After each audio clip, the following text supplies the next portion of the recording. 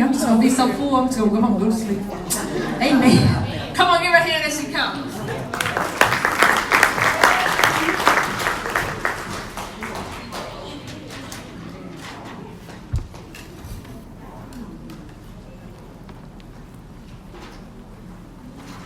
You all give me 1 second. That was so good. I was caught up in the rapture with that performance. So. Yes, ma'am, I do. Yeah.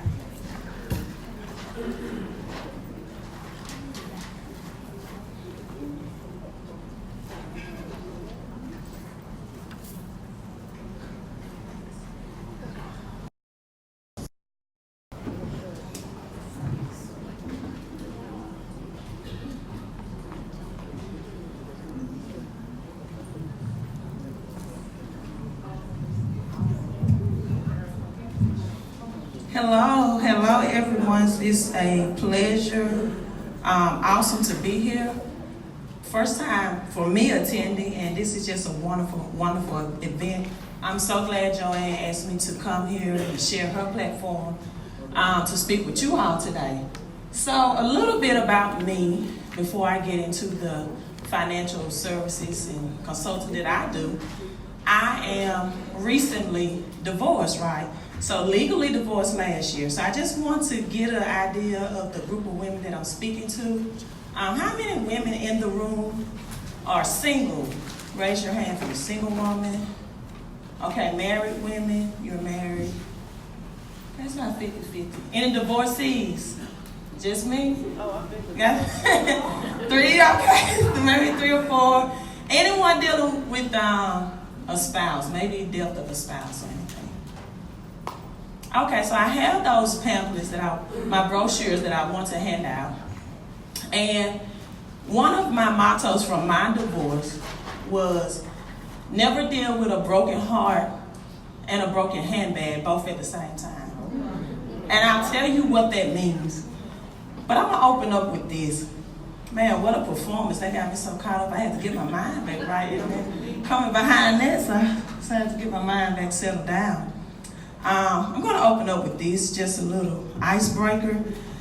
There were a group of men in a golf club, and they entered to the locker room. And there was a cell phone on the bench in the locker room. And the phone begins to ring, and a man out of the group picks up the phone. So it's a woman on the other line. She says, "Honey?" He said, "Yes." He said, "It's me. Are you at the club?" "Yes, I am." "Well, I'm at the mall now, and I found the ring that I really like, and the ring is $1,000. Is it okay if I buy it?" "Well, sure, go ahead if you like it that much." So the woman continues the conversation. She said, I stopped by the Porsche dealership, and I saw this new 2019 model. I saw one that I really liked. And so the man says, "Well, how much?" And she said, $200,000. He said, "Well, okay, but for that price, I want it with all the options," right? The woman says, "Great. Oh, and one more thing. The house I wanted last year is back on the market. They're asking $950,000. So the man says, "Well, then go ahead. Give them an offer of $900,000. They would probably take it. If not, we can go to the extra. We can go to the extra $50,000 if it's really a good price." The woman said, "Okay, see you later. I love you so much." The man says, "Bye." The men in the locker room, they look around. They are astonished. Their mouths are open. Then the man says, "Who does this cell phone belong to?" So for you married women looking for your Boaz, make sure you call the right number and make your financial decisions right. And so we're going to discuss a couple of things. So in my marriage, my ex-husband, he worked in Nissan. We had lucrative, good 2-family income coming in. He was at one point, $90,000 a year. I teach, I coach. I was doing my own basketball business, and so financially, we looked good on paper, but we were never able to communicate about our financial future, right? And so, in this divorce, a lot of things that I found out, especially with women, usually of the, I would say black and brown community women, will come to me for some things financially after my divorce that they didn't know, such as things like, well, I didn't know that you can get alimony in Mississippi. And I said, well, yes, ma'am, you can. I didn't think alimony was a Mississippi state.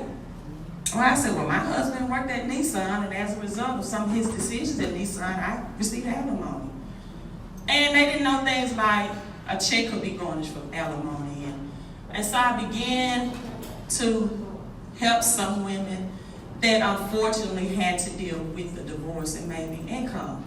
So I began to look at the woman in 2 Kings in the Bible, whose husband had died. And I say, again, all the time, there are two things that will end any good marriage, relationship, single, whatever the status may be. It's going to be death or divorce. Now, last weekend, my friends, unfortunately, they lost both of their parents who were married in a car accident, but oftentimes that's not always the case. And financially, it's the woman usually that suffers the most if she ever has to deal with death or a divorce.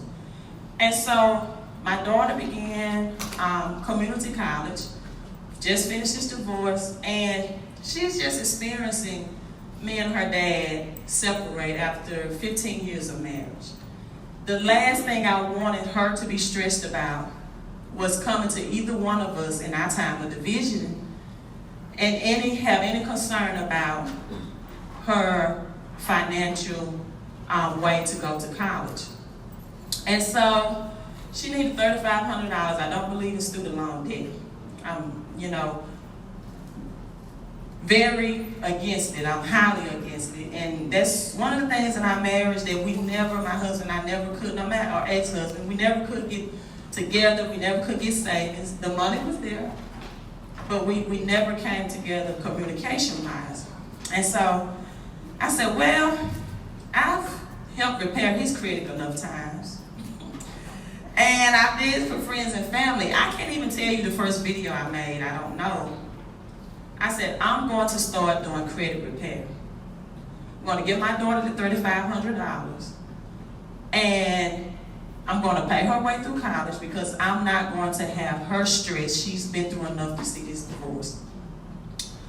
And that's what I did. I went on Facebook. I don't know what the first video was about, but I started making videos. I started talking about credit. And one thing I've heard them say about the ACT prep, credit, basketball is all about strategy. And so I started making videos about credit, and long story short, I got the money in. And here's the money, and I went to my pastor. I said, okay, I'm out now. I got what I wanted. I got $3,500 she's paid for. I'm done. He said, well, you can't do that. You can't leave people. So I did a video, and on this video, someone referred to me, yeah, that's 𝓦𝓮𝓪𝓈𝓈𝒾𝓈𝓈𝒾𝓈𝓈𝒾𝓈𝓈𝒾𝓈𝓈𝒾𝓈𝓾. And I took that name and I branded it and I ran with it. So I began to study the Bible. I began to look at women in the Bible. My first woman that I looked at was the 2 Kings woman again, who dealt with the death of her husband. Because either death or divorce, either one of them is going to be a lack of income or, you know, any type of situation. And so in this, Elijah gave her the strategy to borrow.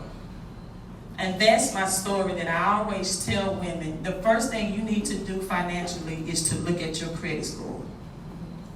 We know borrowing is the difference between credit and debt. And oftentimes, a lot of the financial experts would say, cut up your credit cards. But I teach women, or people in particular, to do like this lady did. Borrow, leverage your credit, and build a business with it. Never use your money to make more money. Always leverage your credit to get the bank's money to make more money. The very first thing you need to do is look at your credit. See what high interest rate things you have. See what things you can get refinanced. I have people have vehicles financed at 18, 15, even 10%. Great credit, get a vehicle financed at 1.9%. There was one lady who went and purchased a brand new BMW, cash money. She's a 6-figure income earner. I said, why would you spend your cash on that when you could have got the bank's money at 1.9% interest? So those are things. So I'm looking at the lady from 2 Kings, and I'm thinking biblically, people say in the book of Romans, to owe no man nothing but to love women, and it's a sin to get in debt. That scripture is grossly misunderstood and taken out of context, because what that scripture is saying, that if you made a vow or agreement to pay someone, then pay them as agreed and owe them nothing. Do what you're supposed to do and pay them as agreed until the contract is met in full. It is not saying that it's a sin to use debt. And again, the lady in 2 Kings is the prime example of how you should use borrowing to build a business to make more money. So number one, look at your credit. And then I look at the lady, 2 Kings chapter 4, who Elijah's passing through, who's a wealthy woman. And she decides, I'm going to add a room onto this house for the prophet. And she goes to her husband and she says, whenever he passes through, we're just going to add this addition. This room is for him. And it mentions in 2 Kings that her husband was older, an older man. And so he agreed. He said, okay, that's fine, honey. We can do that. And Elijah comes to this married woman. He asked her, well, what can I do for you? She said, well, nothing. I'm wealthy. She had generational wealth. She said, my family takes care of me. She didn't reference her husband. I thought that was interesting. She didn't say her husband took care of her. She said, my family takes good care of me. He said, well, this time next year you will have a son. She said, well, don't lie to me. And you know, she did. But Elijah, this is another reference of a wealthy woman in the Bible. Then we have Lydia in the book of Acts. I love Lydia. She's a single woman, for my single women in the room, who has a business. She sells purple linen, extravagant clothing. Lydia is so rich and wealthy, and she's her own business, and she's a single woman. She's the head of her house. That the Apostle Paul needed a home because back then church was done in homes. I need homes to preach the gospel in. They didn't have buildings to have church. They had it in homes. And Lydia was so rich and wealthy and Christian. She said, okay, Paul, you can use my house. And she did. So I have my reference of Lydia in the book of Acts. And then we have Aquila, the married couple, for my married women in the room, and Priscilla. They are tent makers in the book of Acts 18. And she's doing business with her. Actually, you know, the Bible tells us to do business till he comes. And so she's doing business with her husband. And they also support the gospel and power. But then we have the most powerful businesswoman in the Bible, which I've never understood when she's preached on, that she's preached on like she's a great, almost housewife. Because this lady had maid servants. It never even mentions in the Bible in Proverbs 31st that she cooked. It says she's a virtuous woman. This woman had maid servants that managed her house. I don't know what her husband's occupation was, but he sat at the gates and bragged on this beautiful businesswoman. And I never understood in church why she's portrayed as a housewife. She has several businesses. She has a wool business, which she has to have sheep or some type of relationship with sheep. She has a flax business, which entails plant and clothing. And then it says she searches out fields to seek and buy them. I don't know if she's a realtor or agricultural. So I always tell people, for example, Joanne mentioned and Dr. Young, I'm from Crystal Springs, Mississippi. My very first real estate deal was a house that I purchased in Crystal Springs, Mississippi. My old principal, his wife used to own the house, Dr. Boston, and I had a Discover card, fresh out of college, and I have a Discover card, and that time I got married and I had money on this Discover card, 0% interest rate, and the house was for sale. I said, well, how much do you all want? I said, we want $7,000. I said, well, I have $5,000. Took the Discover card, you can write a check to yourself, wrote the check to myself, balance transfer on the card, $5,000 in 𝚃𝚒𝚘 Bank, and say, here's your $5,000 check. That was my very first real estate deal with credit and using my credit card at 0% interest. Straight out of college. And then for some reason I went to teaching.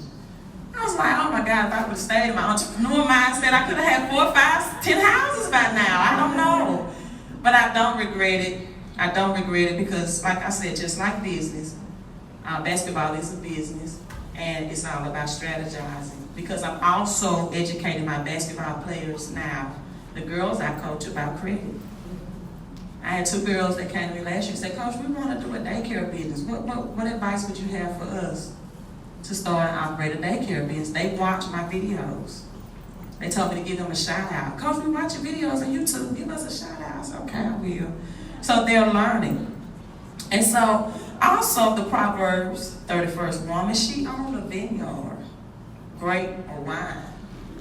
This lady had several business deals. So number 1, look at your credit.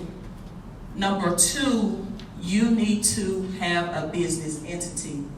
If you are an employee, your paycheck is taxed anywhere from 26 to 32%, which means your biggest expense is not your mortgage or your rent payment. It's not that car payment. I know we think it is. It's your taxes. And employees get taxed higher than any other type of income. And so I have this training that I do. It's called W4 Wealth Training. For example,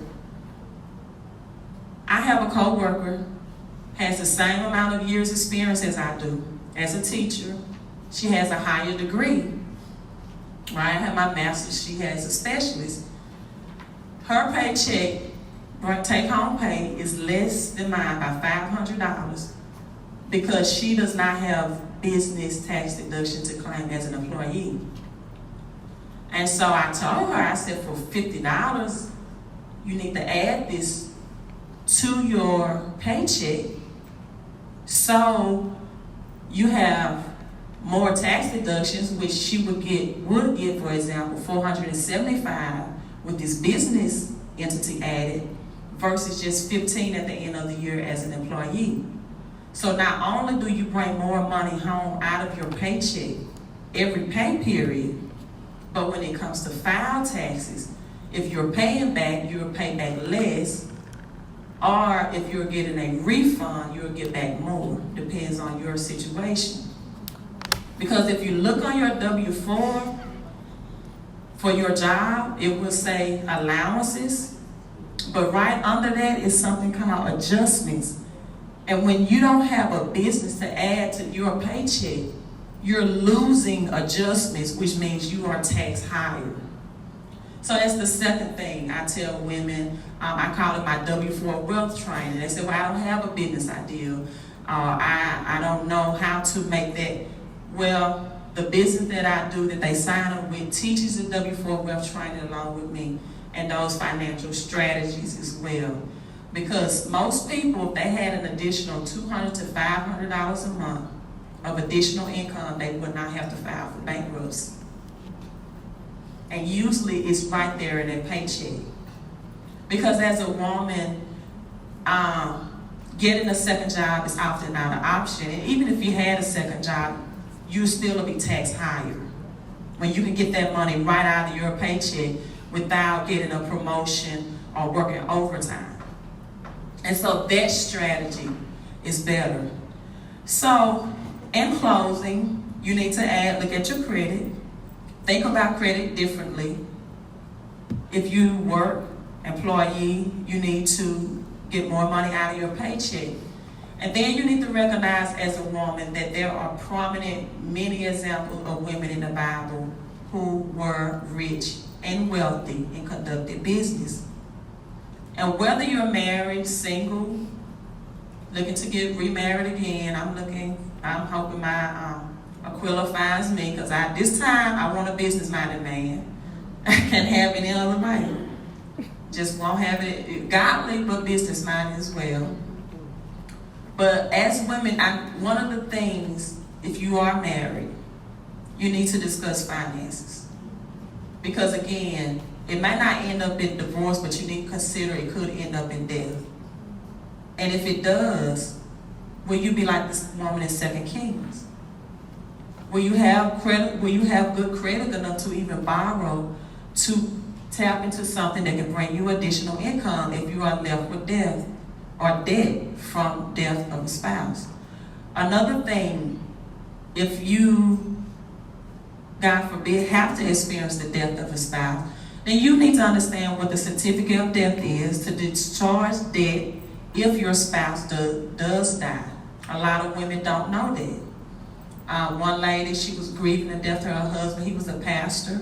He died unexpectedly after preaching 2 sermons in church, and she's, just emotionally distraught, and she calls me and said, I can't pay this BMW, I haven't slept in days. And I said, well, ma'am, what was the car financed? She said, it's in his name. I said, present to BMW the certificate of death. You keep the vehicle, you don't own that debt. That's right. And you won't believe how many women are suffering emotionally from either death or divorce, and they don't know these things. Another thing, ladies, unfortunately, if you do have to experience a divorce, seek the right legal advice. There's a mixture of us in the room, Caucasians, black, brown. I don't mean any harm, but I sought out 2 Mississippi women attorneys. Pretty much told me, oh, you won't get alimony. You won't, And I put the name up there. I said, well, I'm calling Judy Barnett. Judy Barnett got me alimony in Mississippi. And let me tell you, honey, I tell you, don't deal with a broken heart, broken handbag. It's too much to bury. You talk about a yoke on your neck. You find out you deal with both of those. That's one. You just deal with a broken heart one at a time. Just don't deal with both of them. I wouldn't want any woman to have to deal with it. Get the right legal counsel. 2 attorneys told me, no, you can't. I'm sorry, you can't get alimony, honey. You can't have one of them just told me, you can't have your cake and eat it too. I was like, well, he did. So, a lot of people tell me, and I'm ending, that I don't talk about budgeting enough. Well, I teach my W4 wealth strategies, which a lot of times, and I'm going to tell you the difference between budgeting and what I teach. A lot of times, budget says, stop eating here, let's cut back here. It gives you more of a lack mentality. The W4 training that I do is, okay, you eating today. Now you can have this tax write-off of this meal if you mix any type of business with it. My mileage driving here is a tax write-off today. The brochures that I got printed is a tax write-off today. My cell phone that I'm using, my cell phone bill every year is a tax deduction. Every time I go out to eat anything, it's business, tax deductions. And so I tell people, yes, look at ways. I've done things like switch my cable over. I've done things like watch my Starbucks. But now when I drink Starbucks, it's a tax deduction. So I get the best of both worlds, I think. Right. Yes. because I don't want people in a scarcity mindset. And so in doing so, again, that's the W for wealth strategy. But there are budgeting tips that I will share with you all. And I hope that I've enlightened you and showed you some business women in the Bible and gave you some inspirational and motivational thinking things of why you should think you should have a business in your portfolio, right? And I don't care if you have a brick and mortar business, the financial strategies business is great to have because it takes you outside of your brick and mortar. I can travel to any city, state, outside, and it's a business tax deduction for me. I bought a pair of Jordans. I got a coach in the room. This is my first pair of Jordans. Coach Boy, I never bought Jordans. I coached basketball for years, but they were green and gold, so I had to get them, right? So I bought these Jordans tennis shoes. I said, my next credit and cash flow conference, I'm wearing these tennis shoes. That was a tax deduction for me. That's business use. So, budgeting tips as well. Turn off the lights when you leave a room. I've learned this from 𝓽𝓱𝓸𝓾. He said this, he said it does not matter if you leave the room for 10 seconds or 10 minutes, cut the light out. It's a habit for me now. Keeps my electrical bill really low, and it's such a bad habit. That's not a bad habit, but it's such a habit that when I go to work, I do it. Sometimes the kids, we leave the gym and we're going to lunch and I cut the lights off in the gym. I'm like, oh no, you at work, cut the lights off. But by doing that, I saved the school thousands of dollars off their electrical bills by cutting lights off. If the janitor, custodian clause not using the lights, I cut them off. It's just a habit, it's my second part of nature. The principal loves me because I saved them $1,000 by doing it as well. Number two, when your gas is ever half a tank, fill it up. You save money that way. I ride on premium, so that saves you way more money. I know, doing it on E or a fourth tank is, you lose money in the long run. Another thing, insurance premium for your home or vehicle. When your credit score increase, get those restructured. I got an $1,800 check back from my home insurance this year. Because when my credit score got to 823, I called and I got another quote. And it also decreased my monthly house payment by $250 because my escrow went down. So when you get your credit score up, look at other premiums for your vehicle and home insurance. Last two things, get life insurance, the cheapest way to build generational wealth for your kids. I think Joanne mentioned she was with Prime America. And my last point, ladies, business credit. It does not show up on your credit report. I have several business credit cards, low interest rate. They don't even show on my credit report. So if I want to go out and buy a home for $20,000 with that business credit card, that $20,000 of debt will not show on my personal credit report. So once you get your personal score in place, and you are a businesswoman, you need to have those business credit cards in your portfolio as well. And that's my presentation. If you want any, I have a card inside the brochure for you to fill out your information. You can fill it out. I will be there. And I will follow up with you if you have any questions or anything and that's now or maybe not or something that may occur in the future. All the services that I provided that I offer. And I thank you so much for this platform, and I thank you for your time and attention. Thank you so much.